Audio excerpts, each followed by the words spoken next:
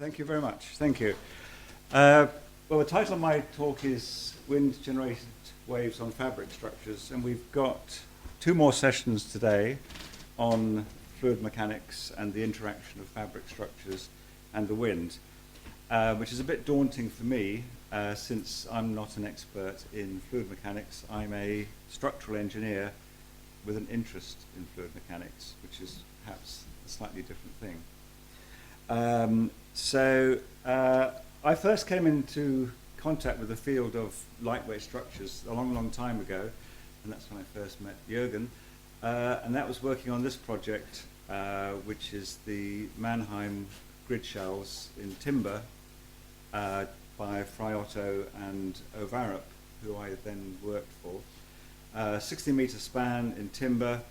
And the reason I'm showing this image is because it shows the load test of the structure.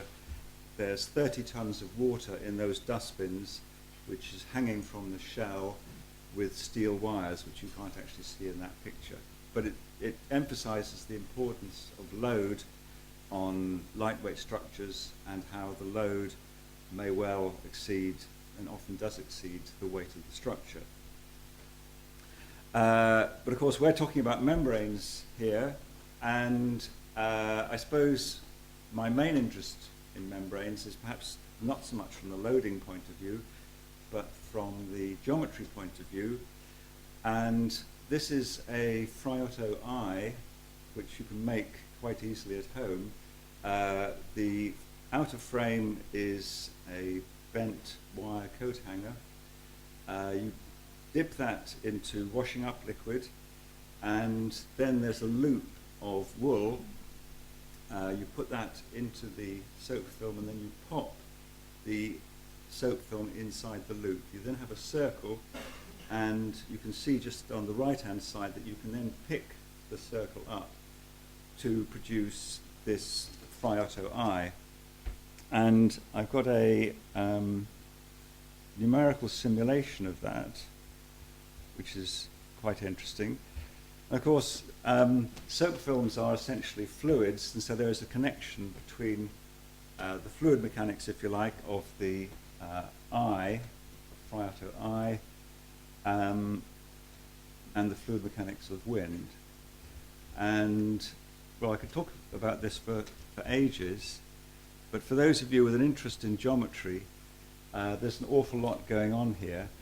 These lines on the surface are principal curvature directions.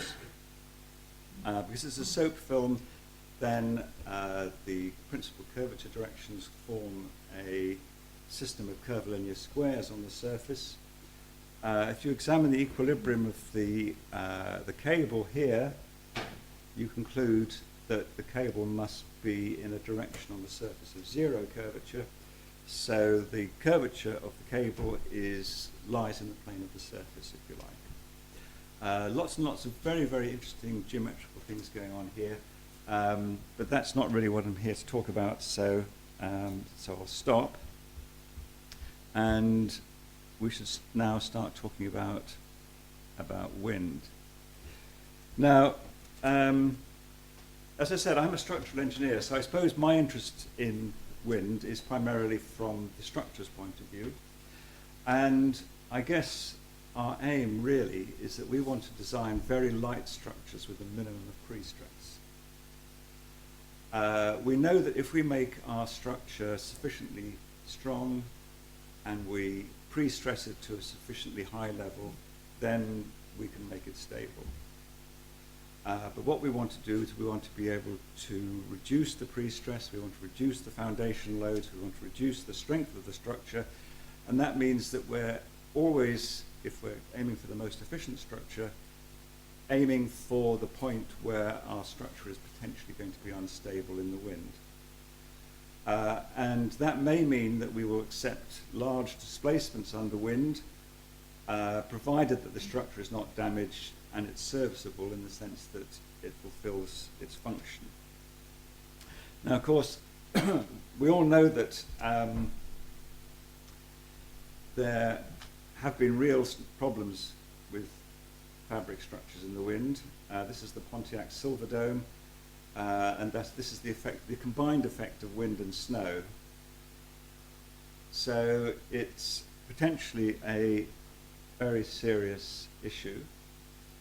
And I suppose my understanding of the interaction of fabric and wind comes from watching things like flags. So here we have the Catalan flag.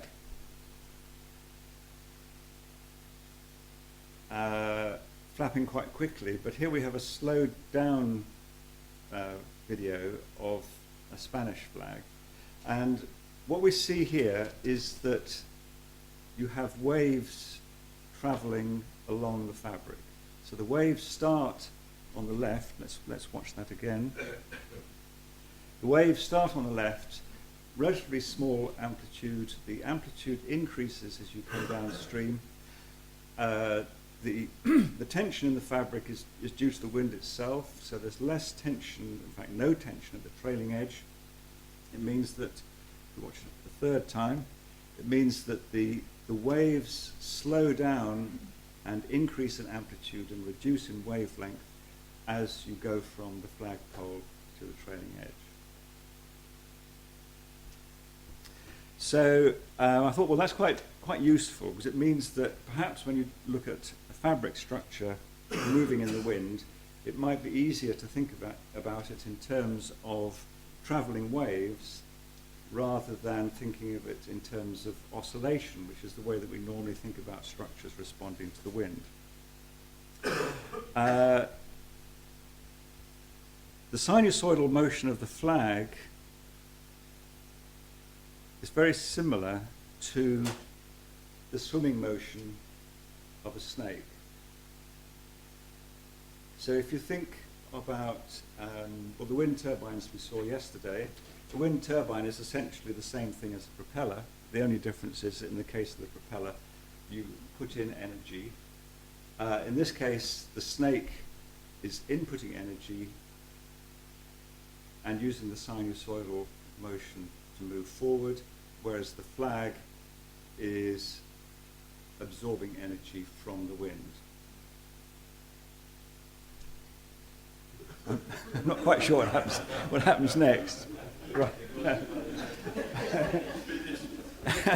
Right. So the reason I'm showing this slide is to show that this is actually quite old work that I'm showing, in the sense that this paper was written 25 years ago, and essentially the information I'm giving you today is the same information as in this paper. Now, there's another video here, and this is water waves, and I think we need to look at it about here. Now, we normally think of water waves as being moving waves, as we see them on the sea, but of course you can also have a standing wave in water, in the same way that you can have a standing wave on a string, or indeed on a fabric. So to say that it's one or the other doesn't really make sense. You have the possibility of waves traveling in two directions, and if you have waves traveling in two directions, they can add together to make a standing wave. So that's what's happening here. You've got waves going one way, waves coming the other way, and you add them together and you end up with a standing wave, which you can produce quite easily in the bath at home. So to say that it's either oscillation or traveling waves is not really true, because they are essentially the same phenomenon. The only question is, do you have waves going both ways or just one way? Now, it's always nice to start looking at the basic equations. The equations of motion and continuity and conservation of mass are, of course, exactly the same for fluids and solids. So the top three equations there apply to solids and to fluids, and of course they also apply to the fabric.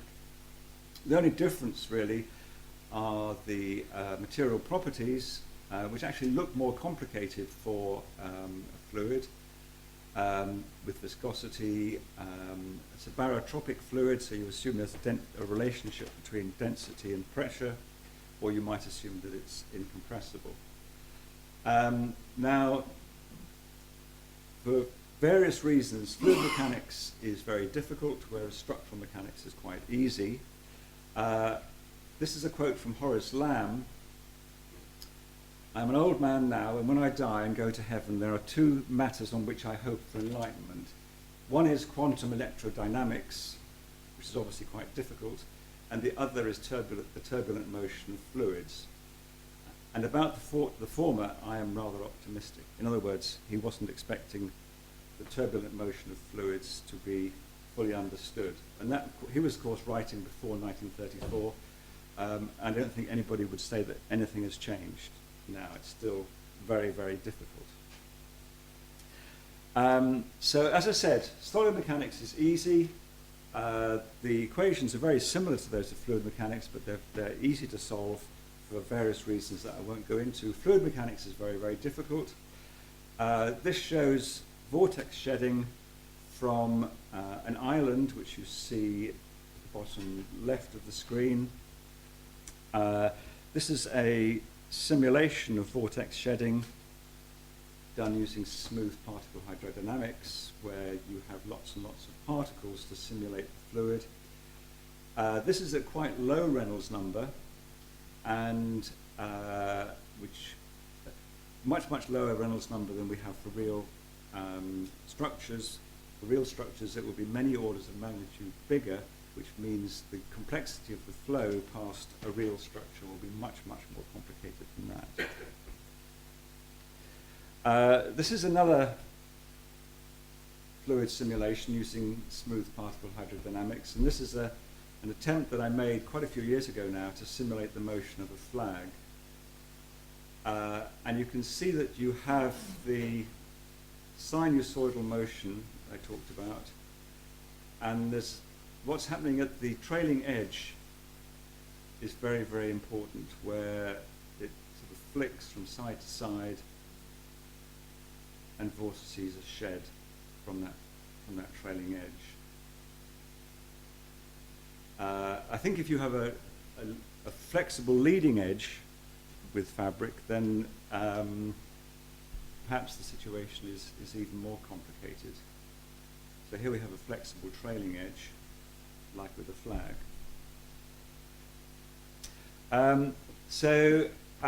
Back to Lamb, which is always a good place to start with fluids, I think, when there were no computers, of course.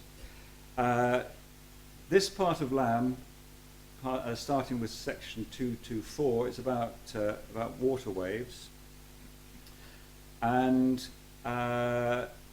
not that long, and we end up with this result here, which is actually quite interesting. And this is about the minimum speed of waves on water. What happens is that for ordinary water waves, they are driven by gravity, and the longer the wavelength of the wave, the faster it goes. So as you know, a tsunami, which is very long wavelength, travels very, very quickly. However, for very short wavelength waves on water, it's the surface tension in the water which controls the wave speed. And for very, very short waves go faster. So there is a minimum wave speed on water where the surface tension effects and the gravity effects are equal. And so if you're looking at a lake, for example, with the wind blowing across the lake, then if the wind speed exceeds this minimum value, then you can expect waves to be generated and the wind to feed energy into those waves, on the assumption that the wind has to go faster than the wave in order to feed energy in.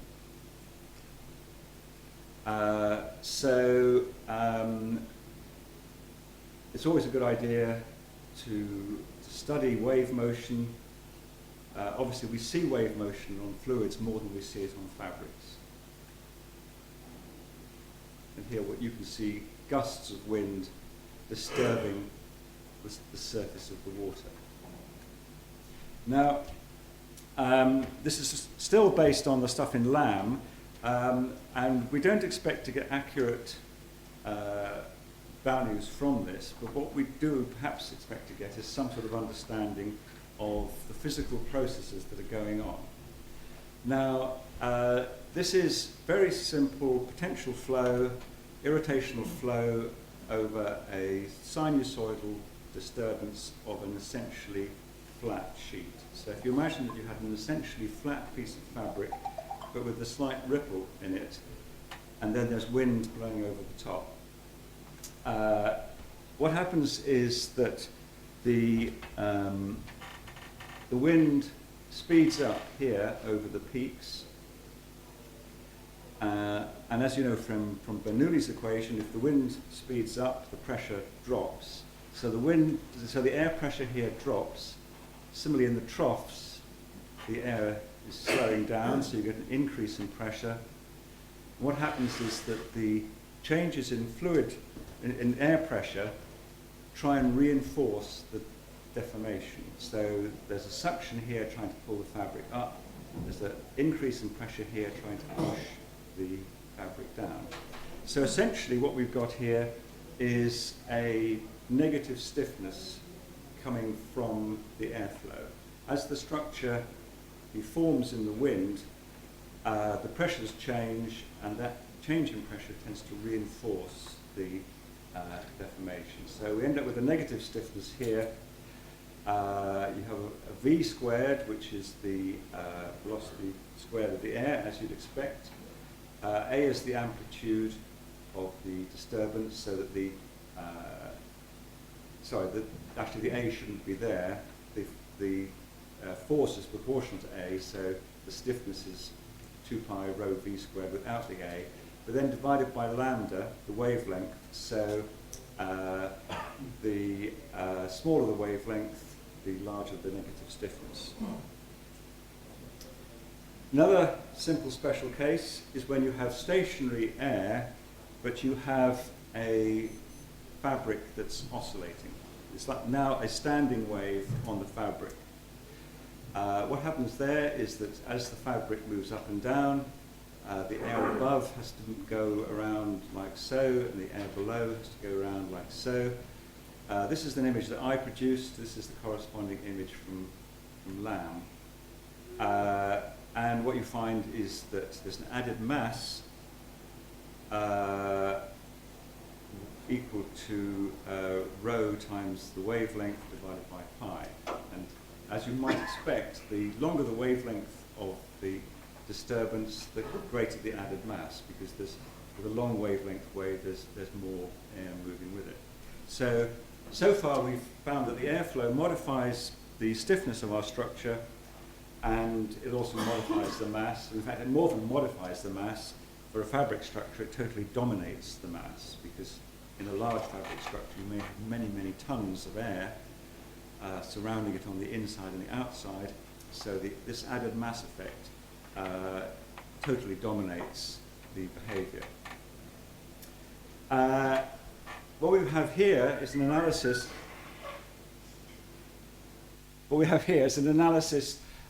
Again, very similar to that in Lamb, except instead of being waves on water, we're interested in waves on fabric.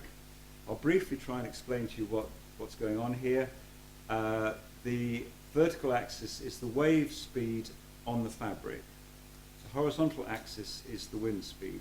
If the wind speed is 0, that means that we're here. And there are two possibilities. We can have a wave moving that direction, or a wave moving in the opposite direction.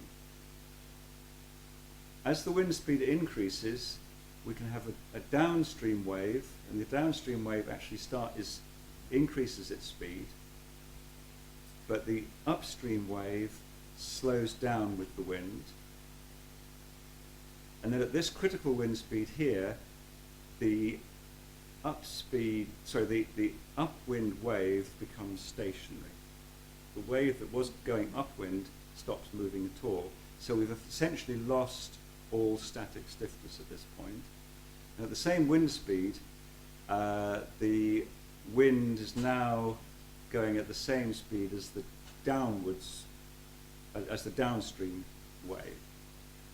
So potentially we've lost static stiffness for the upstream wave, and the downstream wave is now, or the wind is now going at the same speed as the downstream wave. If the wind speed increases, then we can pick up energy from the wind here, and at this point here, once we get to this wind speed, the whole analytical solution breaks down, which suggests that we get some sort of exponential increase in the amplitude of oscillation. So this is a very, very simple analysis, but what it tells us is that we can expect to see waves traveling on the surface. There'll be an upstream wave, there'll be a downstream wave, and at this point we lose all static stiffness, which means that we will expect our structure to oscillate at really quite low frequency. When we were working on Millennium Dome,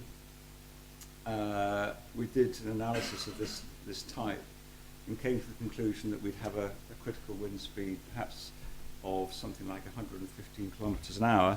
It's very difficult to do this analysis because an awful lot depends upon lambda, and of course something like the Millennium Dome is not just a simple flat piece of fabric. It's curved, it's got additional stiffness from the guy cables and so on, but we felt that we ought to do some sort of analysis, and of course that was 15 years ago, whereas now I imagine that one would use the sort of CFD techniques that you'll hear about later. So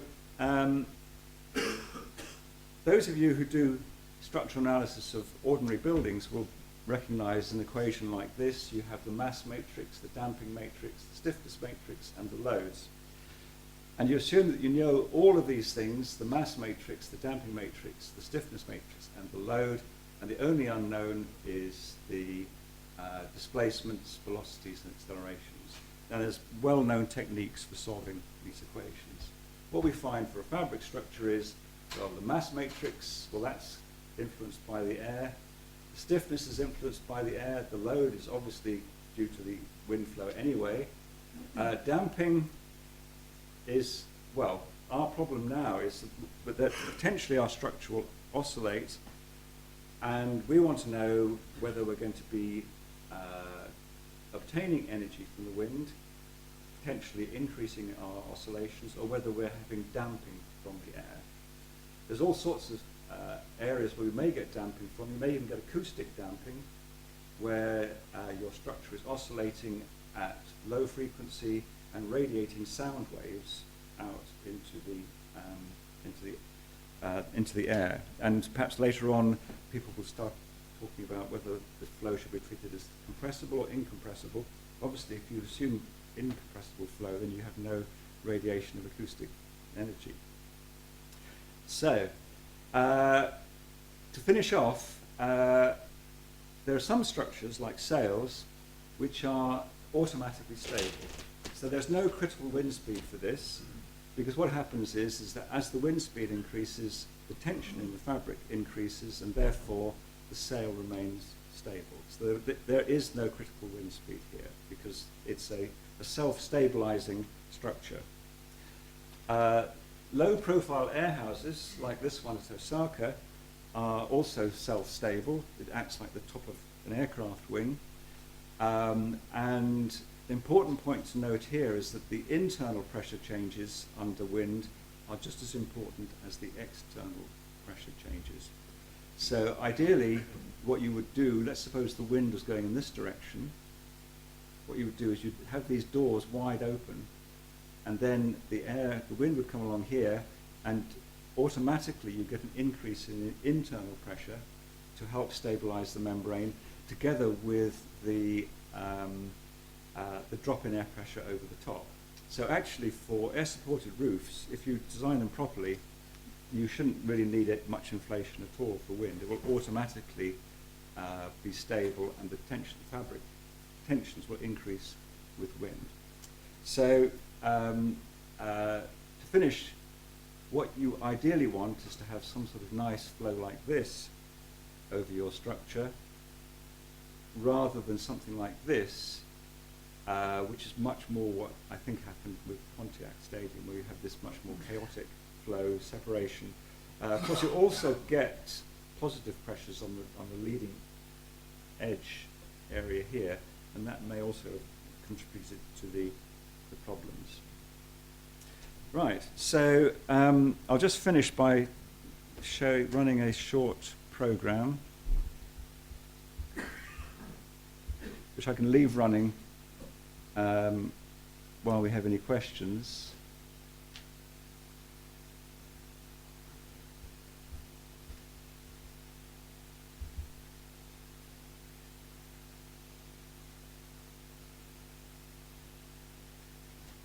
The upper wave are water waves, and what we look for here is that the longer wavelength waves travel faster than the short wavelength waves. So when you next go to the seaside, you watch the waves and you find that the bigger waves overtake the smaller waves. On a fabric, because the waves are driven by tension in the fabric, it's the short wavelength waves that travel faster than the long wavelength waves. So next time you look at a piece of fabric moving in the wind, look for this to see if you can see the short wavelength waves moving more quickly. Thank you very much.